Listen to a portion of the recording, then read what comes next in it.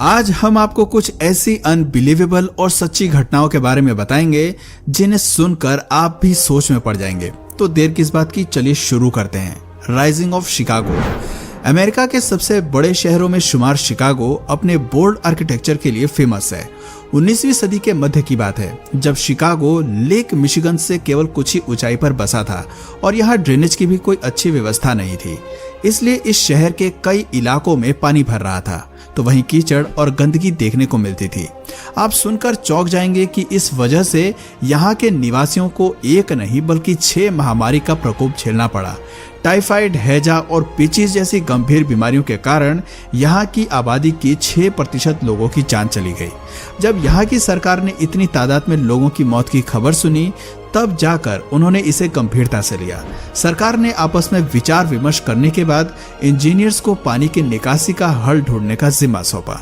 1856 में एलिस नाम के एक इंजीनियर ने एक ऐसा सुझाव दिया जिसे सुनकर पहले तो सभी ने मानने से इनकार कर दिया, लेकिन एलिस के नजरिए से ये एक साहसिक हल था। आप सोच रहे होंगे कि आखिर एलिस ने ऐसा कौन सा सलूशन बता दिया था। तो आपको बता दें कि उन्होंने कहा कि अगर हम पूरे शिकागो शहर को कुछ फीट ऊपर उठा देंगे तो ड्रेनेज प्रॉब्लम को ठीक किया जा सकता है। ये सुनकर तो कुछ लोगों ने यहाँ तक कह दिया कि ये कोई बच्चों का खेल नहीं है जिसे आप एक जगह से उठाकर दूसरी जगह पर रख देंगे। हालांकि शुरुआत में इस सलूशन को लेकर काफी मतभेद हुए, लेकिन फिर शिकागो की सरकार इस बात के लिए राजी हो गई। इस तरह इम्पॉसिबल लगने वाले इस काम को पॉसिबल में तब्दील किया गया और धीरे धीरे जैक्स की मदद से एक एक इमारत को 10 फीट तक ऊपर उठाया गया। इसके बाद हर बिल्डिंग के नीचे दोबारा से नई नींव डाली गई। दोस्तों, इस प्रोसेस में पूरे 20 साल का समय लगा, लेकिन हैरानी की बात ये भी है कि इस दौरान यहाँ के लोगों का जनजीवन बिल्कुल भी अस्त व्यस्त नहीं हुआ। शिकागो शहर की बिजी लाइफ की रफ्तार जरा भी नहीं थमी। शहर के लोग अपने डेली के कामों में लगे रहे और वहीं दूसरी ओर इस शहर को उठाने का काम सुचारू रूप से चलता रहा। Jack the baboon. दोस्तों, ये कहानी एक ऐसे बंदर की है जिसने पूरे 9 साल तक रेलवे की नौकरी की, वो भी पूरी ईमानदारी से। अब आप कहेंगे कि भला ये क्या बकवास है, कोई बंदर रेलवे की नौकरी कैसे कर सकता है? तो दोस्तों, आपको बता दें कि ये एकदम सच्ची घटना है। दरअसल इस किस्से की शुरुआत 1880 के आसपास साउथ अफ्रीका में हुई। यहाँ के Cape Town port Elizabeth railway service में एक आदमी सिग्नल मैन के तौर पर काम करता था जिसका नाम था जेम्स वाइट। बता दें कि जेम्स वाइट को स्टंट करने का काफी शौक था और इसीलिए लोगों ने उसका निकनेम जंपर रख दिया। लेकिन नियति को कुछ और ही मंजूर था और एक दिन स्टंट के दौरान उसके साथ दुर्घटना हो गई जिसमें उसके दोनों पैर कट गए। अब वो अपाहिज हो गया। ऐसे में नौकरी करना उसके लिए काफी मुसीबत का काम बन गया था। हालांकि उसने नकली पैर लगवा लिए थे, लेकिन इसके बावजूद उसे चलने फिरने में काफी तकलीफ होती थी। फिर एक दिन रास्ते में जेम्स की नजर एक बबून पर पड़ी जो एक गाड़ी को कैसे भी चला रहा था। जब जेम्स ने बबून के मालिक से उसे खरीदने के बारे में कहा तो बबून के मालिक ने उसे बेचने से इनकार कर दिया। फिर जैसे ही मालिक की नजर जेम्स के कटे हुए पैरों पर गई तो उसने बबून को उसे बेच दिया। जेम्स ने 1881 में बबून को खरीदा था और प्यार से उसका नाम जैक रख दिया। अब जंपर और जैक दोनों साथ में रहने लगे और जंपर ने जैक को इतना ट्रेन कर दिया था कि अब जैक उसके छोटे बड़े कामों में मदद करने लगा था। जंपर ने जैक को अपनी व्हीलचेयर को धक्का देने और रेलवे सिग्नल को ऑपरेट करने की भी ट्रेनिंग दी। अब जैक रोजाना जेम्स के साथ स्टेशन जाने लगा और सिग्नल बदलने के लिए भी जेम्स की मदद करने लगा।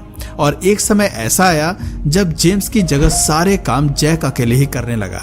जैक इतना उस्ताद बन गया कि अब वो गाड़ियों की सीटी की आवाज से उन्हें पहचान लेता और सिग्नल बदल देता था।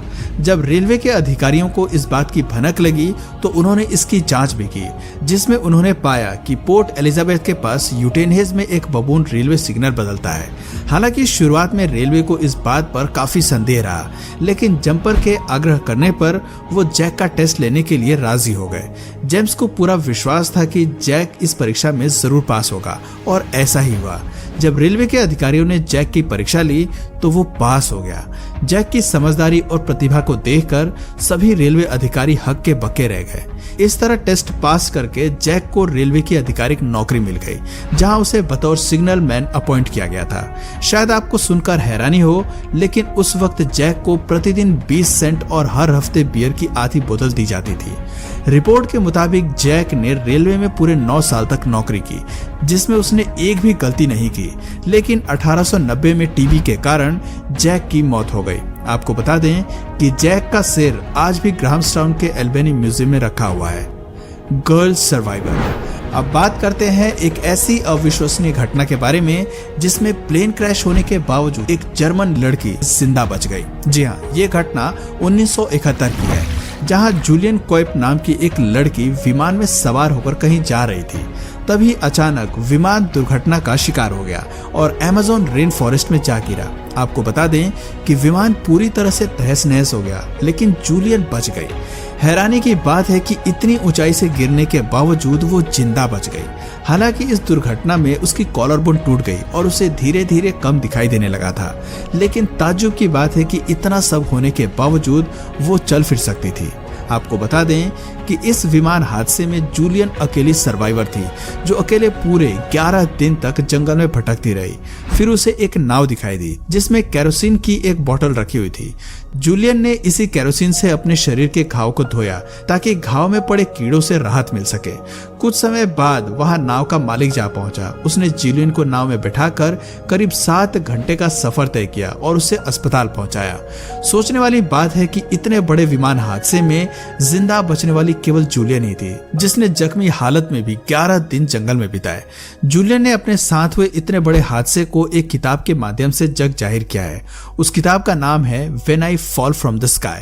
बता दें कि इस घटना पर एक फिल्म भी बनाई जा चुकी है। Richard Parker. यह किस्सा 1884 का है, जब इंग्लैंड से ऑस्ट्रेलिया की ओर रवाना हो रहा एक यास्ट दुर्घटना का शिकार हो गया। उस वक्त यास्ट पर मौजूद 4 क्रू मेंबर्स लाइफ बोट पर किनारे की तलाश में निकल पड़े। इन चारों में से एक का नाम रिचर्ड पार्कर था। उसकी उम्र केवल 17 साल थी और वो एक केबिन बॉय था। इन लोगों के पास खाने पीने का बहुत ही कम सामान बचा था और अभी तक किसी को भी कोई रास्ता समझ नहीं आ रहा था। इतना ही नहीं, धीरे धीरे बचा खुचा खाना भी खत्म हो गया और भूख से सभी की हालत खराब होने लगी। तब कैप्टन एडविन स्टीफन्स और दूसरे क्रू मेंबर टॉम डुडली ने प्लान किया कि क्यों ना रिचर्ड को मारकर अपनी भूख मिटाई जाए। उन्होंने मिलकर रिचर्ड की गर्दन काटकर उसे मार डाला और उसके शरीर को अपना भोजन बना लिया। फिर कुछ दिन बाद उन्हें एक दूसरे शिप ने ढूंढ लिया और पूरा किस्सा जानने के बाद उन्हें पुलिस ने गिरफ्तार कर लिया। शिप के कैप्टन को 6 महीने की सजा दी गई और बाकी लोगों को कुछ दिन की सजा देने के बाद रिहा कर दिया गया। बता दें कि रिचर्ड की कब्र आज भी इंग्लैंड में है। Alien disappearance. एलियंस का नाम सुनते ही दिमाग में ऋतिक रोशन के फिल्म कोई मिल गया के जादू की याद ताजा हो जाती है। कहते हैं कि एलियंस दूसरे ग्रह के ऐसे विचित्र प्राणी हैं जो दिखने में ना तो पशु लगते हैं और ना ही इंसान, लेकिन उनके हाव भाव एकदम इंसानों की तरह ही होते हैं और वो हमसे काफी इंटेलिजेंट माने जाते हैं। दरअसल यहाँ हम बात कर रहे हैं ऑस्ट्रेलिया की, जहाँ 1997 में वहाँ की पुलिस को एक कॉल आई जिसमें बताया गया कि शहर से दूर जंगल में एक लाश पड़ी है जो दिखने में इंसानों से कुछ अलग है। पुलिस ने फौरन वहां पहुंचकर उस लाश को कब्जे में लिया और जांच के लिए उसे हॉस्पिटल ले गए। जब डॉक्टर से इस बारे में पूछा गया तो उन्होंने कुछ ऐसा कहा जिसे सुनकर पुलिस भी सख्ते में आ गई।